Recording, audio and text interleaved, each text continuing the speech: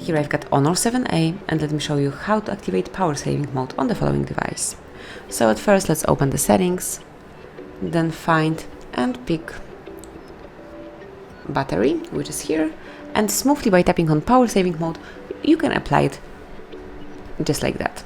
As you can see, you have to click on enable, and right now you are in low power solution, so your device will work way longer, and to switch it off, just tap on the switcher one more time and now it's off. You can also use ultra power saving mode. It's perfect for some extreme situations. As you can see, now it's the difference of 1 day and the battery resolution, so just click on ultra power saving mode to activate it, and then confirm that you would like to apply it because only selected apps are available there.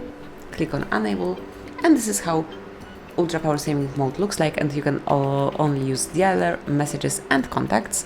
Then to switch it off, just click on exit icon and confirm that you would like to switch off power saving mode. And that's basically all. So you can smoothly and easily save power in your Honor 7A. Thank you for watching. Please subscribe our channel and leave the thumbs up.